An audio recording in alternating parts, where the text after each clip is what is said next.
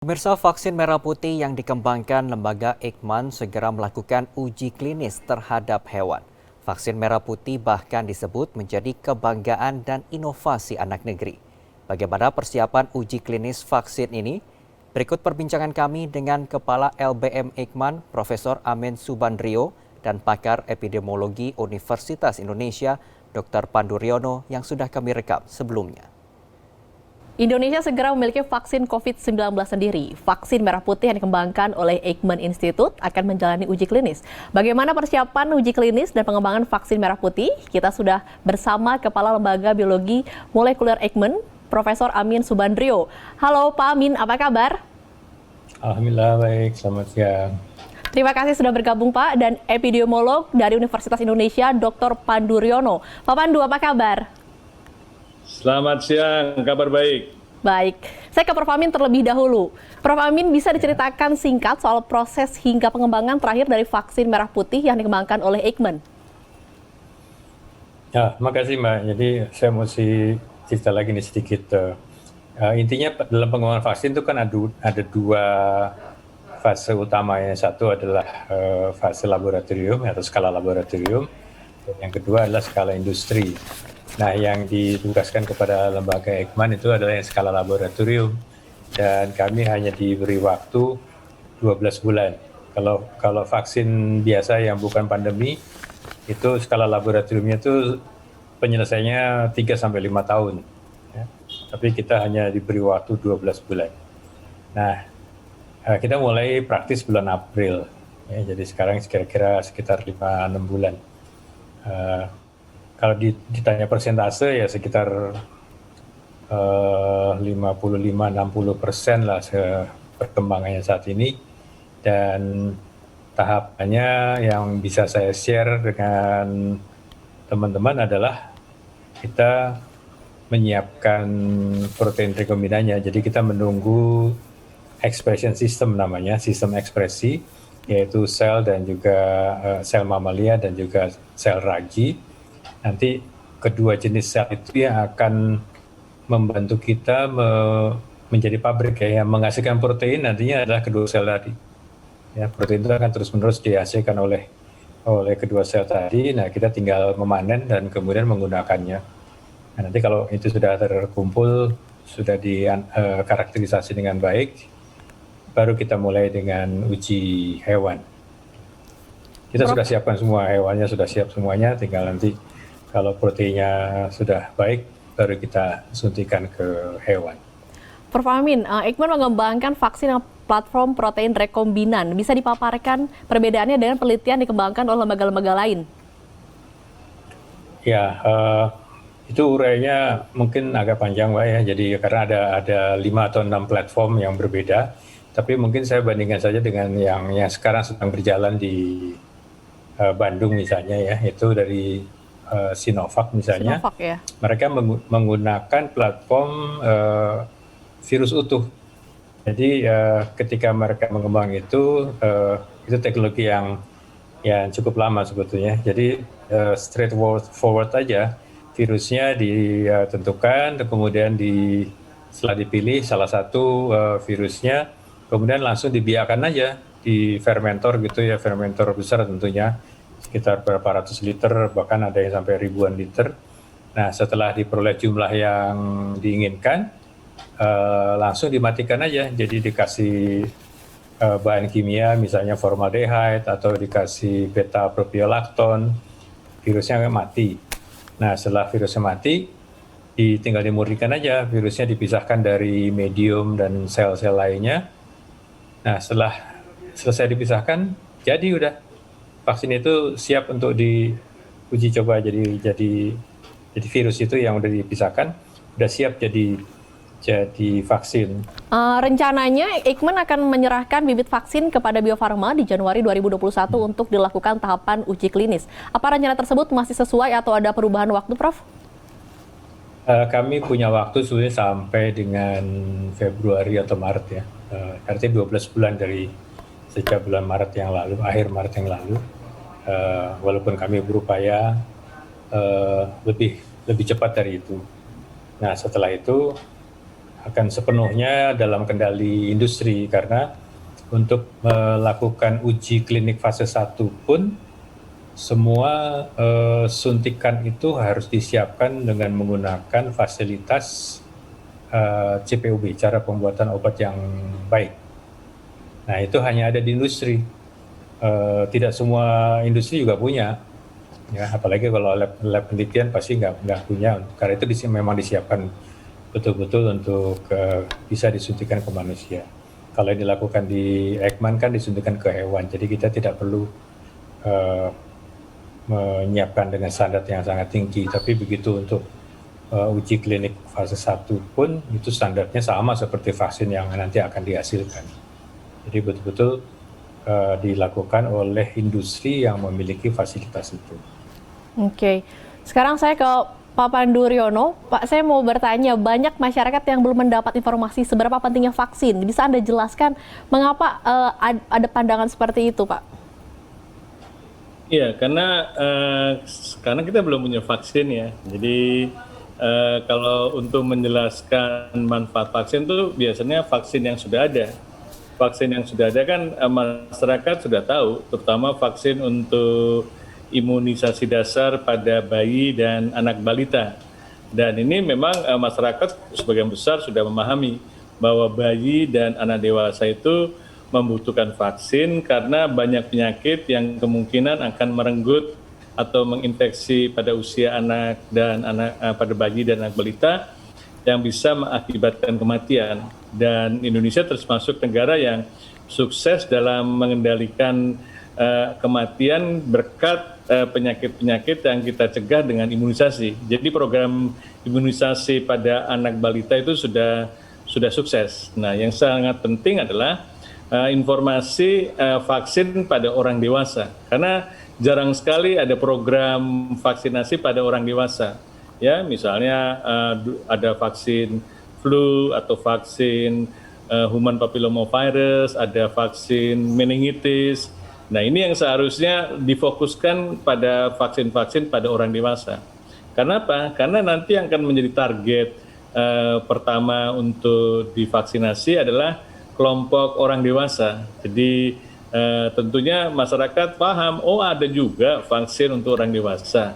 Untuk penyakit apa saja yang sekarang sudah ada gitu. Jadi dan nanti COVID kan juga akan diberikan pada yang sekarang lagi diuji coba di Bandung itu adalah pada usia 15 sampai 59 kalau nggak salah. Yang ini jadi pasti akan diberikan pada usia itu, karena tidak mungkin diberikan pada usia di luar studi, karena kita tidak tahu efek manfaatnya dan efek keamanannya. Jadi itu yang perlu dikomunikasikan terus-menerus, dan nanti juga harus diyakinkan kepada masyarakat bahwa kalau ada vaksin yang sudah nanti diizinkan adalah sudah dijamin keamanan dan efektivitasnya. Lebih kepada komunikasi dan informasi yang lebih jelas gitu, Pak Pandu ya. Betul. Oke. Iya. Selanjutnya kita akan membahas terkait dengan uji coba vaksin merah putih, namun kita akan jeda terlebih dahulu. Tetaplah bersama kami pemirsa. Tak kenal maka tak kebal. Vaksinasi, cara aman melatih tubuh untuk kenal, lawan, dan kebal dari penyebab penyakit seperti virus atau bakteri. Proses pengembangan vaksin diawasi dengan ketat melalui tahapan uji praklinis dan klinis secara lengkap sehingga vaksin yang dihasilkan aman dan efektif. Tubuh dapat membentuk sel memori untuk mengenali virus dan menghasilkan antibodi untuk melawan virus. Tubuh dapat mengingat dan melawan jika terpapar virus yang sama. Vaksinasi, lindungi diri, lindungi negeri.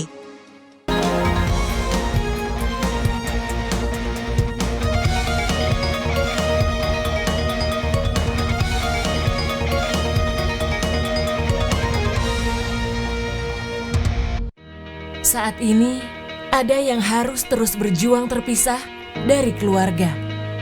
Ada yang harus lembur, walau bekerja dari rumah. Ada yang memberikan kemudahan. Ada yang terus memastikan semua berjalan lancar. Dan ada yang tak kenal lelah mencari terobosan. Saat ini, ada banyak pahlawan di sekitar kita yang terus berjuang demi saat nanti.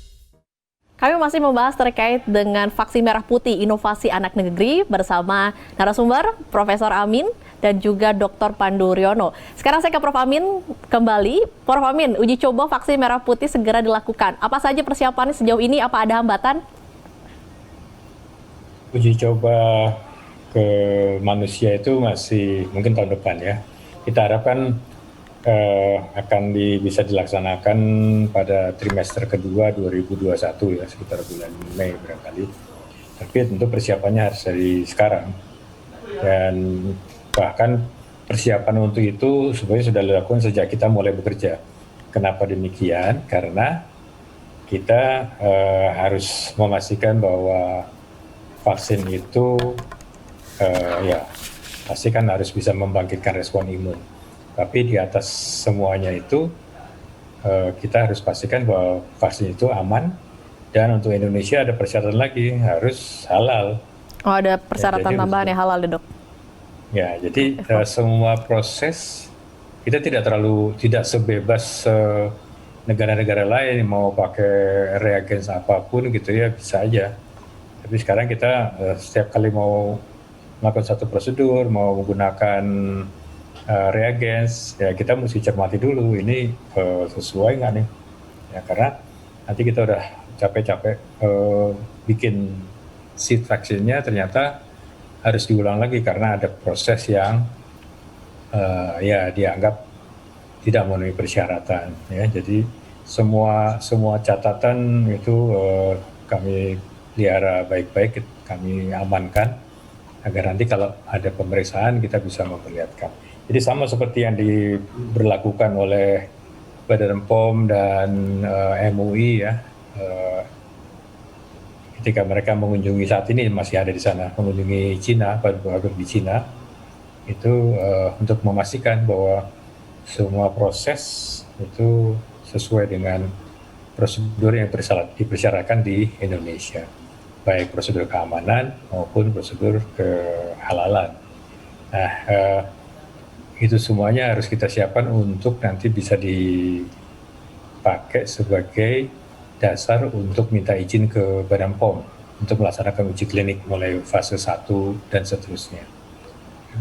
Boleh dijelaskan, Dok, tadi kan uji klinis itu ada 3 fase ya. Bisa dijelaskan tiap tahapannya seperti apa saja biar masyarakat lebih teredukasi terkait dengan vaksin merah putih ini? Ya, sebetulnya ada 4 sih ya tahapannya. Jadi uji fase 1 itu dengan menggunakan subjek hanya beberapa puluh orang, itu tujuannya untuk memastikan keamanannya. Tapi sebelum itu harus dilakukan dulu uji preklinik namanya, atau uji pada hewan sebelumnya lagi, untuk memastikan bahwa pada hewan pun udah aman. Ya, jadi aman dan juga bisa merangsang pembentukan antibodi. Kalau itu semua sudah ada datanya, sudah jelas, baru boleh diujikan ke manusia. Ya, manusia juga gitu terbatas pada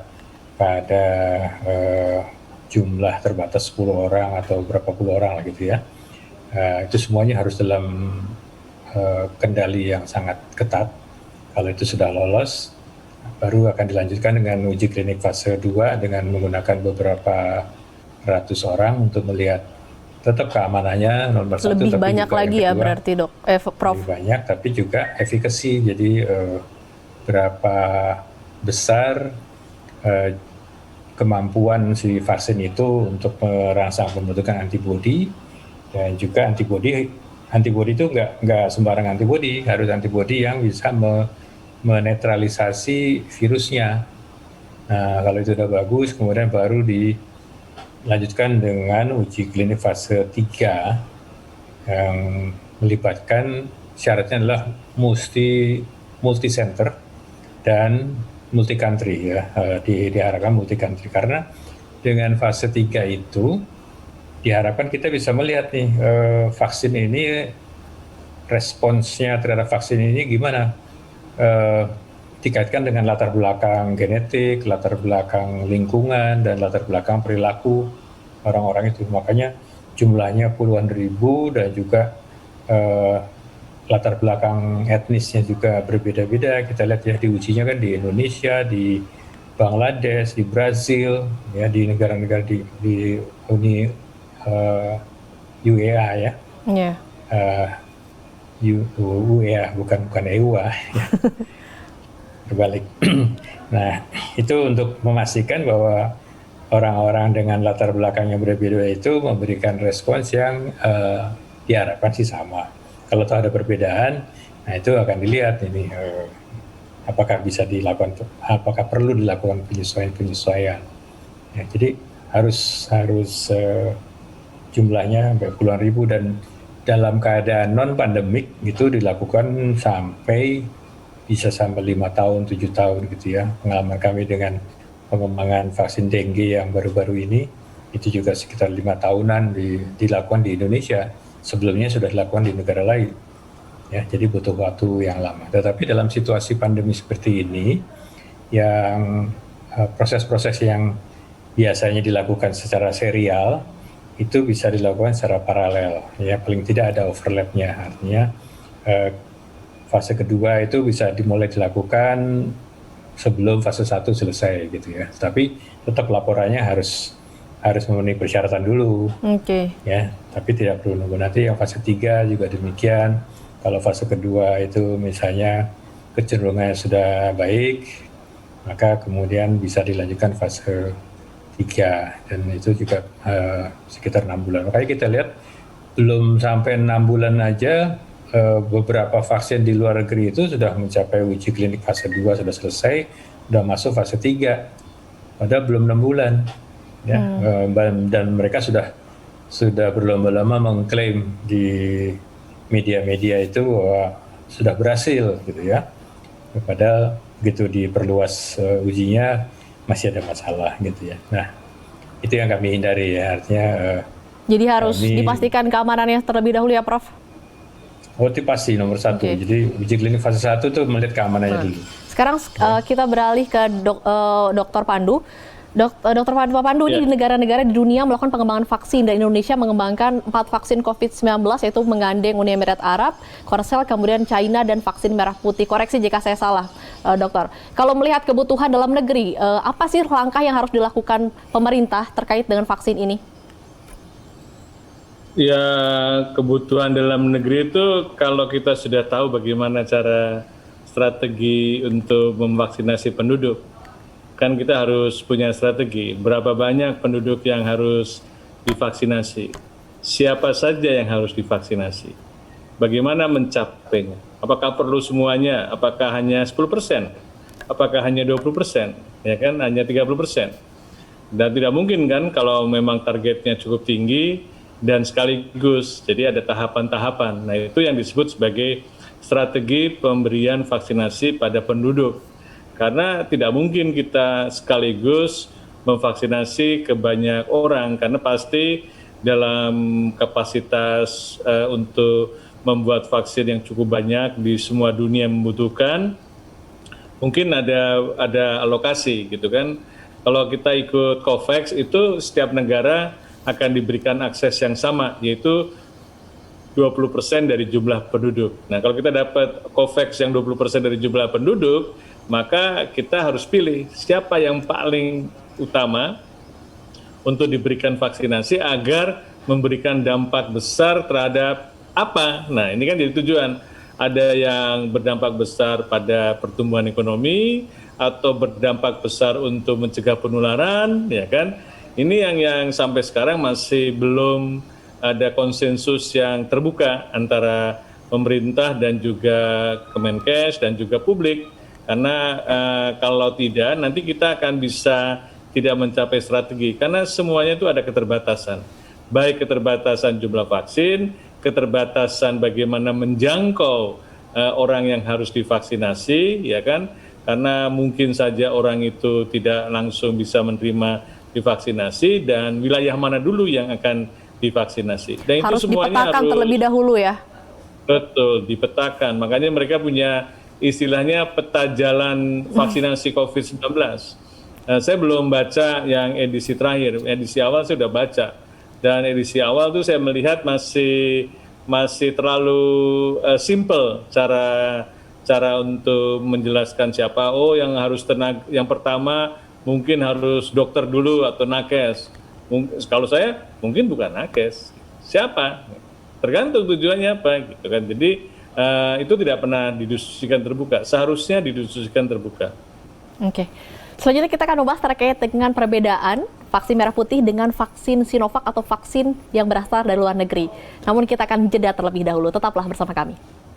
Tak kenal maka tak kebal. Vaksinasi, cara aman melatih tubuh untuk kenal, lawan, dan kebal dari penyebab penyakit seperti virus atau bakteri. Proses pengembangan vaksin diawasi dengan ketat melalui tahapan uji praklinis dan klinis secara lengkap sehingga vaksin yang dihasilkan aman dan efektif. Tubuh dapat membentuk sel memori untuk mengenali virus dan menghasilkan antibodi untuk melawan virus. Tubuh dapat mengingat dan melawan jika terpapar virus yang sama. Vaksinasi, lindungi diri, lindungi negeri.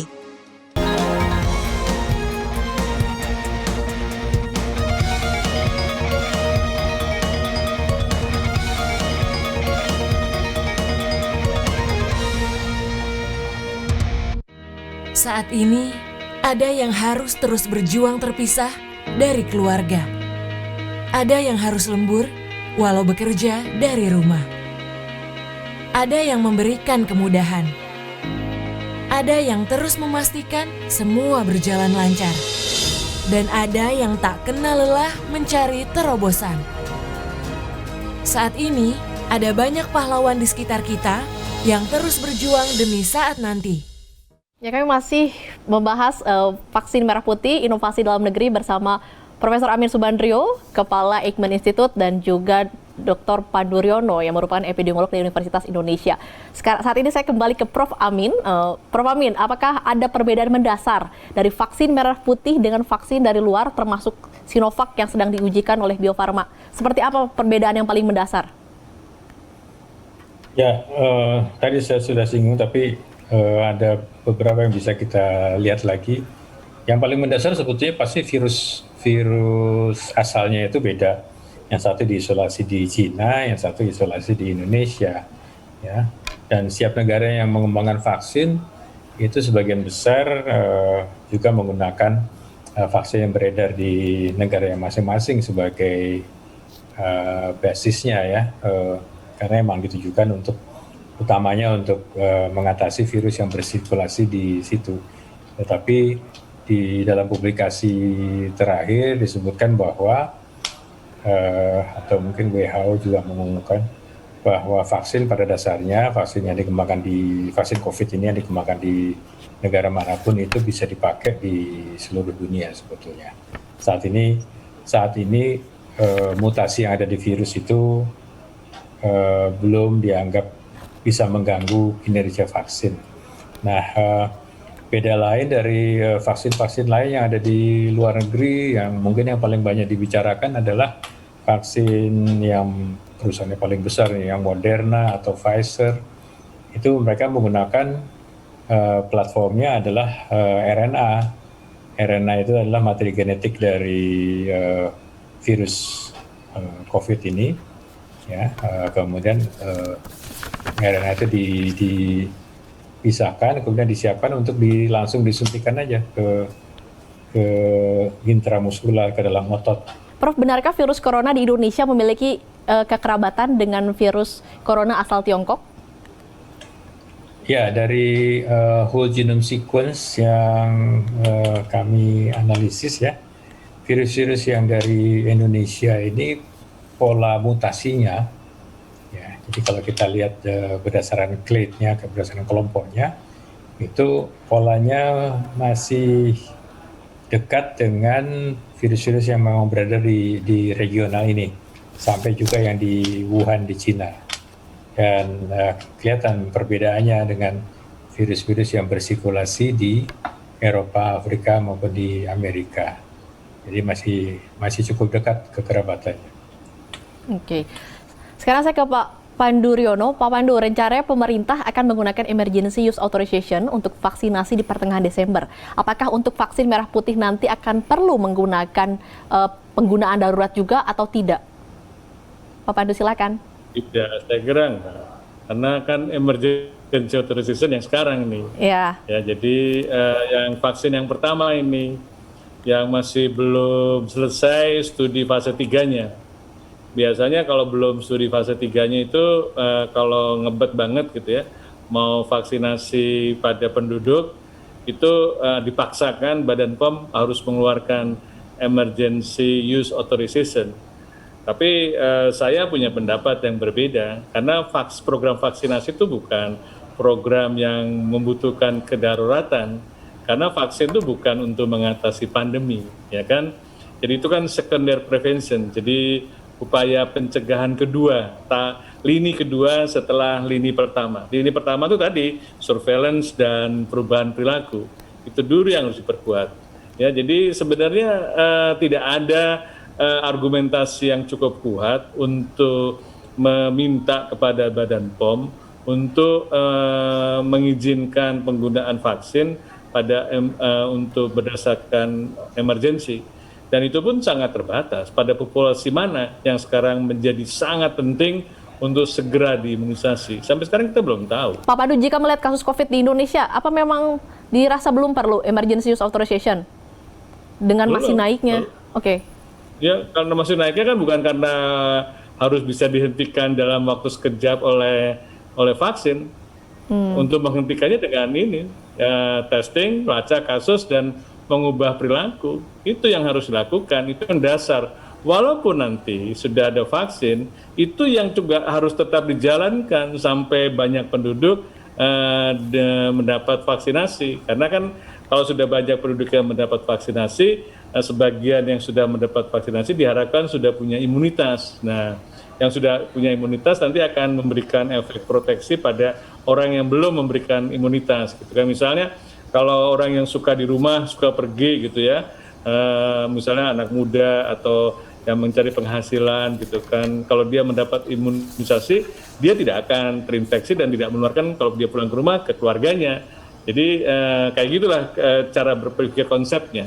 Okay. Jadi sekarang kita masih dalam diskusi sebenarnya, dan harus diskusinya terbuka gitu. Misalnya saya juga punya argumentasi bagaimana strategi untuk kalau kita sudah punya vaksin yang aman nanti dan sudah diketahui berapa besar efektivitasnya, maka kita sudah punya target, sekian persen penduduk harus divaksinasi. Oke, nah, kita akan untuk berdampak siapa mereka yang harus pertama kali dan seterusnya dan seterusnya. Oke, kita akan masih membahasnya lebih lanjut, namun kita akan jeda terlebih dahulu. Tetaplah bersama kami. Tak kenal maka tak kebal. Vaksinasi, cara aman melatih tubuh untuk kenal, lawan, dan kebal dari penyebab penyakit seperti virus atau bakteri. Proses pengembangan vaksin diawasi dengan ketat melalui tahapan uji praklinis dan klinis secara lengkap sehingga vaksin yang dihasilkan aman dan efektif. Tubuh dapat membentuk sel memori untuk mengenali virus dan menghasilkan antibodi untuk melawan virus. Tubuh dapat mengingat dan melawan jika terpapar virus yang sama. Vaksinasi, lindungi diri, lindungi negeri.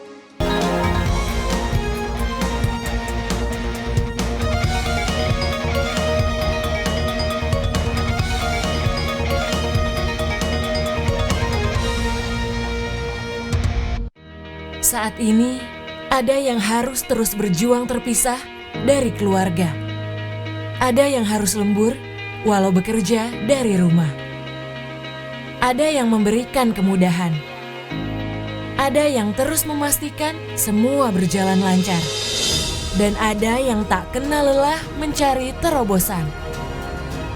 Saat ini, ada banyak pahlawan di sekitar kita yang terus berjuang demi saat nanti. Ya, kami masih bersama dengan Profesor Amin Subandrio, Kepala Lembaga Biologi Molekuler Eijkman, dan juga Dr. Pandu Riono, epidemiolog dari Universitas Indonesia. Saat ini saya ke Dr. Pandu terlebih dahulu. Pak Pandu, bagaimana langkah yang sebenarnya mesti diambil pemerintah dalam memenuhi kebutuhan vaksin yang tinggi di tahun depan? Ya, pertama kan vaksinnya yang mana, ya kan harus dikonsensuskan dulu. Ya, sekarang kita juga tahu berapa tingkat efektivitasnya. Efektivitas itu daya perlindungannya. Karena kalau kita tahu besarnya daya perlindungan, kita tahu berapa banyak penduduk yang harus divaksinasi. Ya kan, jadi kita punya target jumlah. Terus bagaimana mengestimasi jumlah vaksin yang dibutuhkan? Apakah vaksinnya sekali pemberian atau 2 kali pemberian gitu kan? Dan ini jadi kita harus punya rencana. Nah, kemudian karena tidak mungkin sekaligus kita dapatkan jumlah vaksin, berapa tahap pertama, berapa banyak dulu vaksin yang dibutuhkan, pada kelompok mana, ya kan? Jadi kita harus menyiapkan areanya, penduduknya, dan sumber daya manusianya. Terus kemudian untuk mencapai titik pelayanan dari pabrik ya, dari Bio Farma misalnya, dikirim ke titik pelayanan di Surabaya misalnya, dengan metode apa mengirimnya? Nanti di Surabaya disimpan di mana, kemudian nanti dikirim kemana? Dikirim ke puskesmas, di klinik, rumah sakit. Apakah di rumah sakit itu punya tempat penyimpanan untuk vaksin? Terus siapa yang akan memberikan? Bagaimana dan seterusnya? Nah, itu yang kita sebut sebagai rantai dingin. Jadi hampir semua vaksin itu membutuhkan namanya cold chain, rantai dingin, karena vaksin itu harus disimpan dalam suhu yang temperaturnya tertentu. Yang biasanya ada vaksin-vaksin yang butuh minus 10 derajat Celcius. Nah, itu kita, kalau saya ingat dulu waktu saya bekerja di puskesmas, saya punya kulkas yang saya harus ukur setiap pagi sore bahwa suhunya memang minus sekian, karena saya harus tulis di logbook, karena untuk menjamin bahwa vaksin yang disimpan di dalam mesin pendingin tadi tetap efektif sampai besok diberikan pada penduduk. Nah, inilah jadi logistiknya juga harus disiapkan. Ini yang harus disiapkan oleh pemerintah dan melatih bagaimana komunikasinya, bagaimana monitoringnya. Karena pemberian vaksin itu harus dimonitoring, yang namanya post marketing surveillance, atau kalau di vaksinasi dia mempunyai KIPI. Jadi untuk memantau kejadian daripada akibat pemberian vaksinasi. Apakah ada yang sampai efek yang merugikan dan bagaimana mengatasinya, bagaimana mengkomunikasikan, dan bagaimana untuk supaya tidak meluas.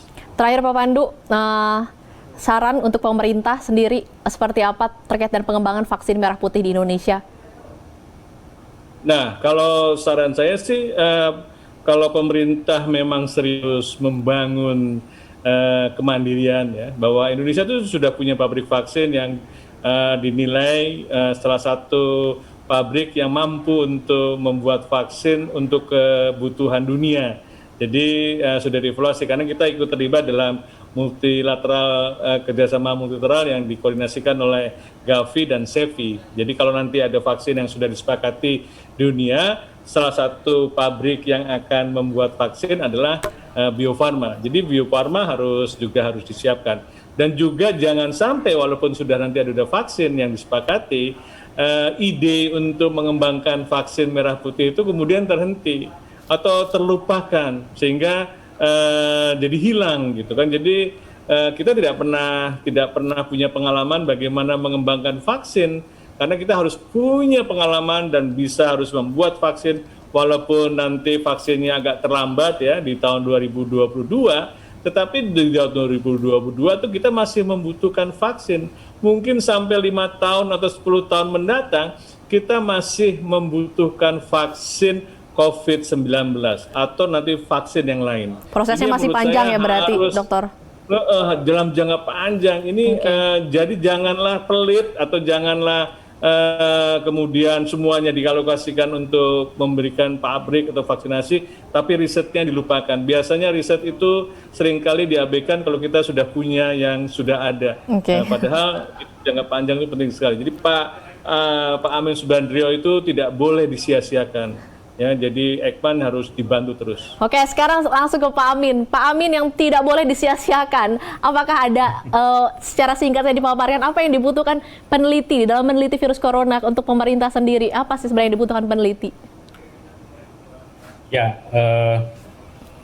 terima kasih Pak Pandu sudah memberi semangat saya sih. Tapi memang itu betul, artinya salah satu faktor yang harus dipenuhi dalam vaksin merah putih ini, ya selain kecepatan, kemudian efikasi dan keamanan, yaitu yang keempat adalah kemandirian.